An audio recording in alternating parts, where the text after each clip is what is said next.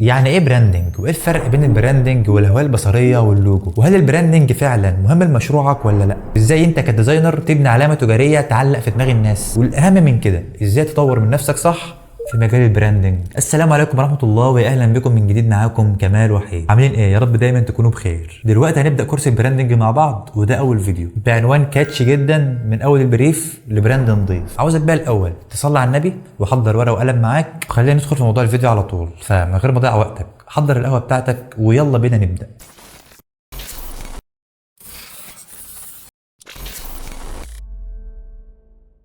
طيب يعني ايه براندنج بقى يا عم كيمو؟ بصوا يا شباب، البراندنج مش معناه اللوجو وخلاص. ناس كتير فاكره ان البراندنج بيبدا من اللوجو، وده طبعا مش صح. براندنج اوسع واعمق من كده بكتير، وده اللي هنشوفه دلوقتي. البراندنج ببساطه هو الانطباع اللي الناس بتاخده عنك. بكلمك بالبلدي علشان تفهم معايا. يعني لما حد بيسمع اسم البراند بتاعك بيفتكرك بايه؟ بيحس بايه؟ ايه الشعور اللي بيجي جواه؟ هل بتوصل له انك براند لاكشري ولا ترفيهي ولا شبابي ولا ايكونوميكال او اقتصادي؟ هل بيحسسك بشعور معين بالثقه والبهجه ولا لا؟ كل ده اسمه براندنج. يعني باختصار كده هي الصوره الذهنيه اللي بتثبت في دماغ الناس عنك، بتكون جوه دماغك مش مرئيه. والصوره دي بتتبني من حاجات كتير، من اسم البراند، من اللوجو والالوان والخطوط والباترن، من طريقه الكتابه للصور للفيديوهات، من طريقه تعامل الكاستمر سيرفيس مع المستهلك، من قصه البراند نفسه. يعني كل تفصيله بتخاطب وبتلمس بيها المستهلك بتشارك في بناء البراندنج. وهنعرف كل ده بالتفصيل في الفيديوهات اللي جايه من الكورس. خليك بس معايا دلوقتي واحده واحده وركز معايا. فنقول تاني، البراندنج هو اللي بيخلي الناس تفتكرك وتحبك وتثق فيك وتشتري منك حتى لو سعرك عالي، علشان انت سبت بصمه وانطباع وعلقت الناس بقصتك. وده الهدف من البراندنج. ودورك كديزاينر انك تبني صوره ذهنيه كامله حوالين براند عميلك، مش مجرد لوجو بالوان حلوه والسلام. طب ناخد مثال كده علشان ابسط لك الدنيا وتفهم قصدي اكتر وما تتوهش مني. ركز معايا. بص يا سيدي، لما تسمع شركه ابل اول حاجه بتيجي في دماغك ايه؟ الاحساس بالتميز والفخامه وانت بتستخدم منتجاتهم. كل ده مش صدفه، دي خلطه كده على بعضها اسمها براندنج. هما ما قالوش الكلام ده في اعلاناتهم، لكن خلاك تحس بيه من شكل الباكج للستايل بتاع الاعلانات، اللغه اللي بيتكلموا بيها، حتى طريقه عرض منتجاتهم واسعارهم. كل تفصيله محسوبه علشان تسيب عندك احساس واحد، انك بتشتري حاجه بريميوم. وبراند تاني زي كوكاكولا مثلا مش بس بيبيعوا مشروب غازي وخلاص، اللي بيبيعوا احساس بيخليك تحس بالفرحه والصحاب واللمه والعيله والصيف. عارف انت اعلاناتهم اللي بتيجي في رمضان؟ لو لاحظت معايا مش هتلاقيها بتركز على الطعم خالص، ولكن بيركزوا على اللحظه، على اللمه والصحاب زي ما قلت لك. وهنا البراند بيخاطبك بالمشاعر. فالفكره هنا ان البراندنج مش بس شكل، دي قصه، حكايه كامله بتخلي الناس تتعلق بيك وتفتكرك. لما تعرف هم مين وبيقدموا ايه والمين، وتعرف رسالتهم واهدافهم وعاوزينك تحس بايه لما تستخدم منتجاتهم، وايه المميز عندهم ومش عند غيرهم او عند المنافسين بتوعهم، كل الاسئله دي بتجاوب عليها في خطوه مهمه جدا قبل مرحله التصميم، وهي البراند استراتيجي. كلمه من اسمها تحس ان الموضوع كبير، بس ده كله هشرحه لك واحده واحده في الفيديوهات اللي جايه، ما تقلقش. وهنعرف مع بعض في الفيديوهات اللي جايه يعني ايه براند استراتيجي وازاي تعمل براند استراتيجي. ما تقلقش، انا ماشي معاك خطوه بخطوه، مش عاوزك تتوه مني. خلينا بس دلوقتي نعرف يعني ايه براندنج.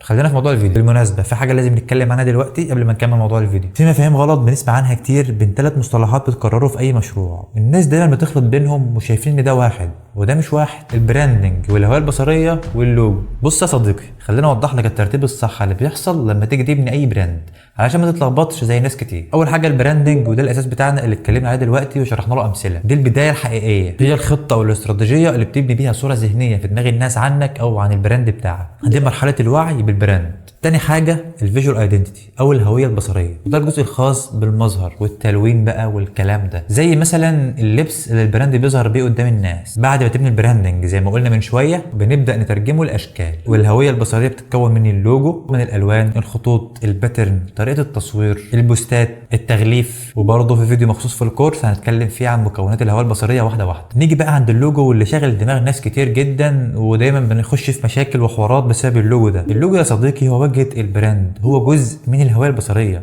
ولكن ما هوش الهويه البصريه ولا هو البراندنج، هو جزء من الهويه البصريه زيه زي الالوان والخطوط بالظبط. كتير من العملاء فاكرين ان اللوجو هو البراند. يعني مثلا يجي لي عميل يقول لي انا عاوز اعمل براند وهو في الاخر عايز يعمل لوجو، او يجي لي يقول انا عايز اعمل لوجو وهو عاوز يعمل براند كامل او هويه بصريه كامله. وده طبعا بيختلف معانا جدا في السعر. يعني اللوجو بيكون له سعر معين والهويه البصريه بيكون لها سعر تاني اصلا. يجي لك عامل يقول لك انا عاوز اللوجو يشرح كل حاجه، وده طبعا مش صح ومش منطقي اصلا. فتركايه كده لازم الاول قبل ما تشتغل اصلا تعرف ان العميل بالظبط هو عاوز لوجو ولا هويه بصريه ولا براندنج، لان برده ممكن يكون جايلك بالاستراتيجيه بتاعته. يعني الاستراتيجيه جاهزه وكل حاجه وانت تبدا تصمم له بس. يعني مش لازم تعمل براند استراتيجي خالص على فكره. يعني في عملاء بيبقوا جايين كده، في عميل يجي لك يقول لك انا عاوز لوجو وعامل يقول لك انا عاوز براند استراتيجي، وعامل يقول لك انا عاوز هويه بصريه، وفي عامل عاوز الثلاثه كلهم على بعض.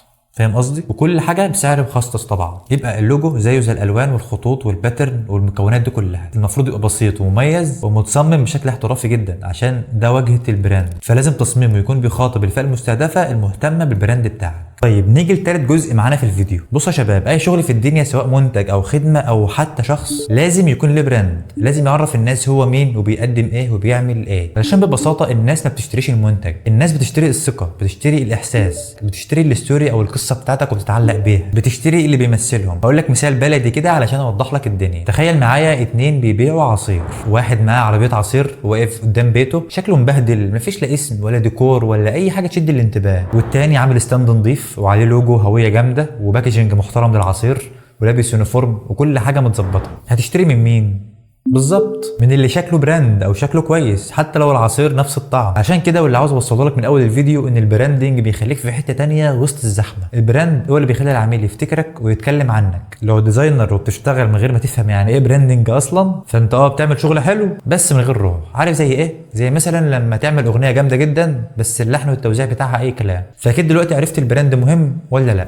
الخلاصه لحد هنا خلينا راجع معاك بسرعه اللي قلناه النهارده. اول حاجه عرفنا يعني ايه براندنج وانه مش مجرد لوجو وده الانطباع اللي الناس بتاخده عنك. عرفنا ووضحنا المصطلحات والمفاهيم الغلط، الفرق بين البراندنج والهويه البصريه واللوجو، وعرفنا ليه البراند مهم وانه مش بس بيبيع منتج. معلش عارف انا طولت عليك بس خلاص ده اخر الفيديو. نصيحه بس مني ليك كديزاينر لسه في البدايه، دايما اسال نفسك قبل ما تفتح اي برامج تصميم انا شغال على ايه والمين وليه. اول ما تفهم ده شغلك مش هيبقى مجرد شكل حلو وخلاص، هيبقى ليه معنى وهيعيش. انا مش جاي اعلمك او اقول لك ازاي تعمل لوجو بس، انا هنا علشان اعلمك ازاي تبني قصه، ازاي تبني شخصيه وتعرف تبيع نفسك كديزاينر صح. وده هدف الكورس اللي ان شاء الله يوضح لك كل ده. لو شايف ان اول فيديو من الكورس ده بدا يحطك على اول الطريق الصح في البراندنج، سيب لي في الكومنتات ايه اكتر نقطه فرقت معاك وكنت عاوز تعرفها، او سؤال نفسك فيه وانا هرد عليك. وحابب اسمع منك ايه اكتر مجال حابب تصمم له براند. انا كده خلصت موضوع الفيديو، ولكن سريعا كده تمهيدا للفيديو الجاي هنتكلم عن انواع البراندنج، وضروري تفهم وتعرف الانواع دي علشان تصمم صح وتسيب بصمتك وتدخل على المراحل المطلوب منك تنفذها كديزاينر. اخيرا وليس اخرا، لو حسيت ان الفيديو عجبك ما تنساش تعمل لايك على الفيديو علشان ده فعلا بيساعد يوصل لناس اكتر. شير لاصحابك طبعا لو لسه بتعلموا مجال الجرافيك او البراندنج تحديدا، وسبسكرايب على القناه علشان تكمل معانا الرحله. اشوفكم في الفيديو الجاي